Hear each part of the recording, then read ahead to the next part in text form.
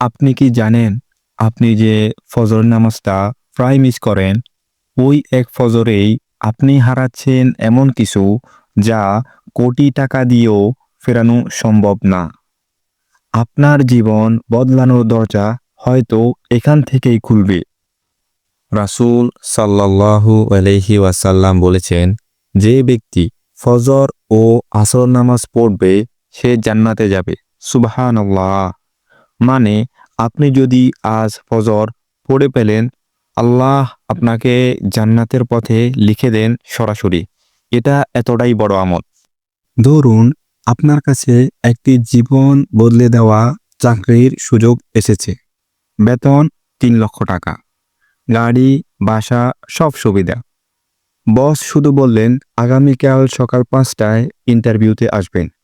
১ minute দেরি হলেও দরজা বন্ধ। আপনি অ্যালার্ম দিয়ে ঘুমান, কিন্তু গভীর রাতের ক্লান্তিতে আপনি অ্যালার্ম শুনতেই পান না।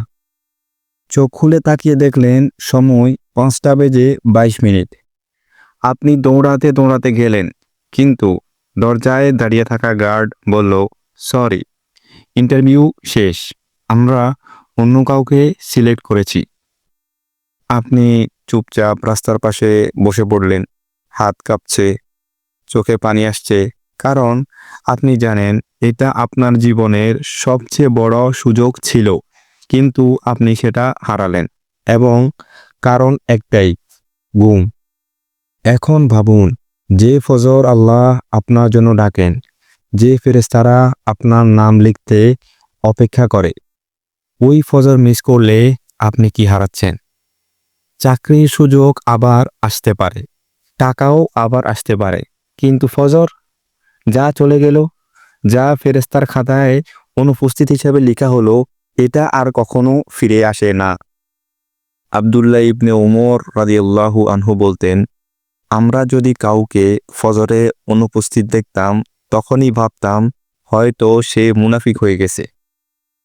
ওমর রাদিয়াল্লাহু আনহু নিজে রাতে পাহারা দিতেন, আর ফজরের সময় উপস্থিত না দেখলে বাড়িতে গিয়ে খোঁজ নিতেন, তুমি কোথায় ছিলে? কারণ তাদের কাছে ফজর ছিল ঈমান জীবিত থাকার প্রমাণ। আর আজ আমরা, ঘড়ির অ্যালার্ম বাজে, আমরা চাপ দিয়ে বন্ধ করে ঘুমাই, যেন কিছুই হয়নি। রাসূল সাল্লাল্লাহু আলাইহি ওয়াসাল্লাম বলেছেন, মুনাফিকদের উপর সবচেয়ে ভারী নামাজ হলো এশা ও ফজর নামাজ। যদি তারা জানতো এতে কি রয়েছে, তবে হামাগুড়ি দিয়ে হলেও তা আদায় করত। ভাই, ভাবুন তো, যেই নামাজকে মুনাফিকদের জন্য সবচেয়ে ভারী বলা হয়েছে, সেই নামাজই আজ আমাদের কাছেও ভারী হয়ে গেছে। ফজর হলে অ্যালার্ম বাজে, চোখ আধা ঝিমানো, নামাজের কথা মনে পড়লেও আমরা আবার কম্বল টেনে নেই। এই যেন আমরা নিজেরাই প্রমাণ করে দিচ্ছি নামাজ আমাদের কাছে কতটা ভারী হয়ে গেছে। যেখানে সাহাবীরা বলতেন, যে মুহূর্তে আমরা ফজরের জন্য ঘর থেকে বের হই, মনে হয় আল্লাহ আমাদের হাত ধরে টেনে নিচ্ছেন। আর আমরা ফজরের আলো আসার আগেই ঘুম আমাদের বন্দি করে রাখে। রাসূল সাল্লাল্লাহু আলাইহি ওয়াসাল্লাম বলেছিলেন, যদি মানুষ জানতো ফজর ও এশার নামাজে কি বরকত, কি নূর, কি সুরক্ষা আছে, তারা হামাগুড়ি দিয়ে হলেও মসজিদে যেত। কিন্তু আমরা নামাজ মিস করে দিন শুরু করি, আর কেন জানি মনে হয় সবকিছুই আজ ঠিকঠাক হচ্ছে না। হয়তো কারণ একটাই, আমাদের দিনের প্রথম দরজাটাই ভুলভাবে খুলে গেছে, ফজর ছাড়া দরজা। ফজর আসলে শুধু একটি নামাজ নয়, এটা ঈমানের ওজন মাপার মুহূর্ত। রাসূল সাল্লাল্লাহু আলাইহি ওয়াসাল্লাম বললেন, ফজর মুনাফিকদের কাছে ভারী, কারণ এতে আছে সেই নূর যা আল্লাহ শুধু মুমিনদের দেন।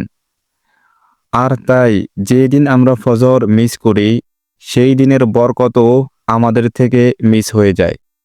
কিন্তু যেদিন ঘুম ভেঙে উঠে দাঁড়াই, আল্লাহ সেই কাজটাকেই আমাদের জন্য নূরে পরিণত করেন। আজ ফজর নিয়ে যে কথা শুনলেন, এটা ছিল শুধু দরজার সামনে দাঁড়ানো। আপনি কি জানেন, রাসূল সাল্লাল্লাহু আলাইহি ওয়াসাল্লাম আরেকটি হাদিসে বলেছেন, যে ব্যক্তি ফজর পড়ে আল্লাহ তাকে পুরো দিনের সুরক্ষা নিজের জিম্মায় নিয়ে নেন। কিন্তু এই সুরক্ষা হারালে কি হয়? কিভাবে মানুষ অজান্তে নিজেকে শয়তানের দাসে পরিণত করে ফেলে? এই ভয়ঙ্কর সত্য শুনবেন পর্ব 2-এ। আপনি কি সত্যিই জানতে চান ফজর পড়লে আল্লাহ আপনার জীবনে কি বদলে দেন? আর মিস করলে কি অদৃশ্য ক্ষতি নেমে আসে আপনার জীবনে? তাহলে অপেক্ষা করুন, ফজর আমাকে পড়তেই হবে পর্ব 2 আপনার জীবন বদলে দিতে পারে।